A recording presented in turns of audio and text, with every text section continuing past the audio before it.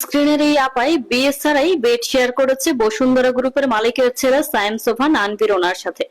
এখন আপাই 5 মাসের অন্তঃসত্ত্বা, আপাই বাচ্চা সহ নিজের স্বীকৃতি চাই। সাংবাদিকদের বলতেছে, এরা আমাকে হুমকি দামকি দিচ্ছে, যখনই আমি আমার স্বীকৃতি চাই এরা বলে আমাকে দুনিয়া থেকে সরিয়ে দিবে। যদি আমার কিছু হয়ে যায় তাহলে আপনারা ভাববেন যে এরাই আমাকে দুনিয়া থেকে সরিয়ে দিয়েছে।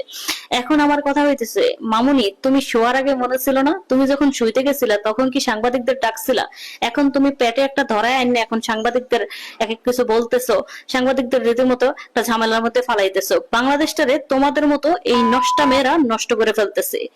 তুমি বিছনায় যাওয়ার আগে মনে ছিল না তুমি যে বিয়ে ছাড়া বাচ্চা নিলা? তুমি তো একটা নষ্টা, একটা প্রস্টিটিউট, এই ব্যাপারে কোনো সন্দেহ নাই। এই মেয়েরে আগে আইনের আওতায় নেওয়া উচিত। এই মেয়ের শিক্ষা হইল না কেন?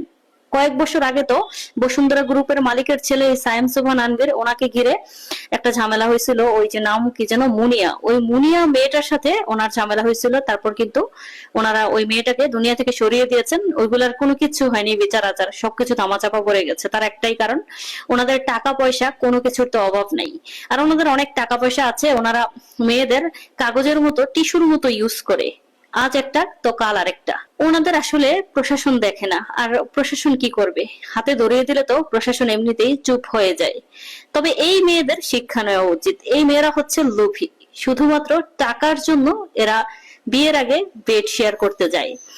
এই মেয়ে ভাবছে যে বাচ্চা একটা ধরায় নিছি পেটে, কোনোভাবে স্বীকৃতি পাইলেই তো বসুন্ধরা গ্রুপের অংশীদার হয়ে যেতে পারবো। এই মেয়েরা হচ্ছে নির্লজ্জ, বেহায়া, নষ্টা। এই মেয়েকে আগে আইনের আওতায় আনা উচিত। এরা লিভ টুগেদার করে তারপর আবার সমাজকে মেসেজ দেয় যে বিয়ে ছাড়া বাচ্চা হয়েছে, বিয়ে ছাড়া বাচ্চা পেটে আসছে। এদের আগে উচিত শিক্ষা দেওয়া উচিত।